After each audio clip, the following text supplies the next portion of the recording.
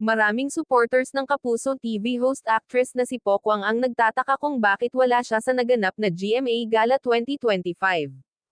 Napatanong sila kung invited ba siya sa naturang event o talagang nagdesisyon lamang siyang huwag ng attend dahil sa pagiging busy sa career, pamilya at negosyo.